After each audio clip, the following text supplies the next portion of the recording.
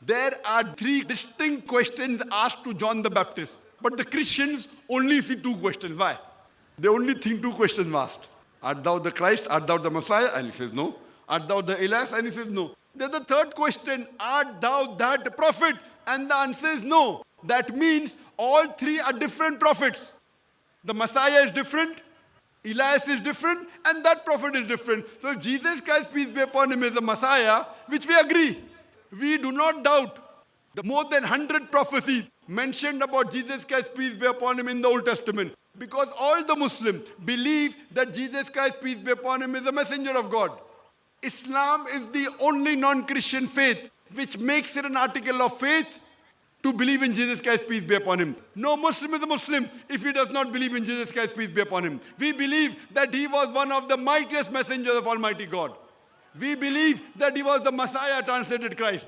We believe that he was born miraculously without any male intervention, which many modern day Christians today do not believe. We believe that he gave life to the dead with God's permission. We believe that he healed those born blind and lepers with God's permission.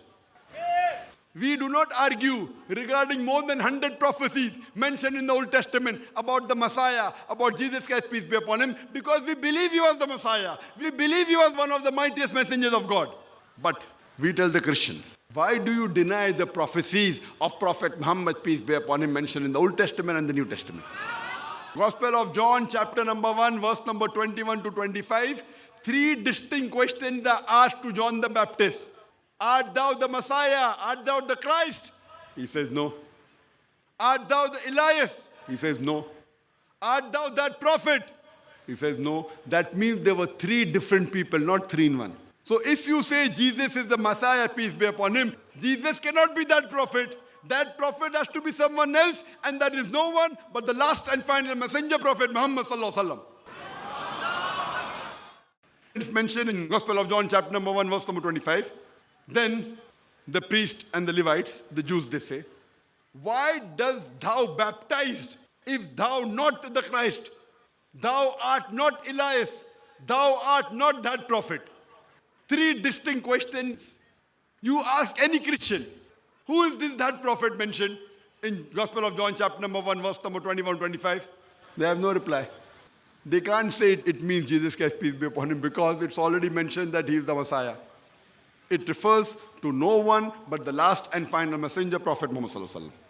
It's further mentioned in the Gospel of John, chapter number 14, verse number 16. Jesus Christ, peace be upon him, says, I will pray to my Father to send you another comforter who will abide with you forever. Jesus Christ, peace be upon him, says in the Gospel of John, chapter number 14, verse number 16, that I will pray to my Father to send you another comforter who will abide with you forever. That means Jesus Christ, peace be upon him, will not abide with the Christian forever. This new comforter, this new prophet who will come, will abide with you forever. He further says in the Gospel of John, chapter number 15, verse number 26, but when the comforter shall come, who I shall send from my Father, the Spirit of truth preceding before thee, he shall testify me. This comforter to come, whom my Father will send, Jesus Christ, peace be upon him, says, he will testify me, he will talk about me, he will testify that I was the messenger of God. It's further mentioned in the Gospel of John, chapter number 16, verse number 7. Jesus Christ, peace be upon him, says, nevertheless, I tell you the truth. It is expedient for you that I go away. For if I go not away, the Comforter shall not come. For if I depart, shall I send him. All these three verses I quoted, Gospel of John chapter 14, verse 16, Gospel of John chapter 15, verse 26, and Gospel of John chapter number 16, verse number 7 talks about the Comforter. When you ask the Christians, who is this Comforter? They say, this Comforter is the Holy Spirit. I ask the Christians, how does it refer to the Holy Spirit?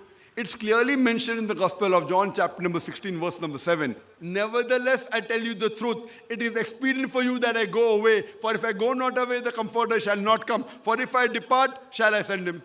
The criteria for the Comforter to come is that Jesus Christ, peace be upon him, should depart. Only after he departs will the Comforter come. We know that the Holy Spirit was already there before Jesus Christ, peace be upon him, was born. The Holy Spirit was there in the womb of Elizabeth. The Holy Spirit was there when Jesus Christ, peace be upon him, was being baptized. So surely this prophecy cannot refer to the Holy Spirit.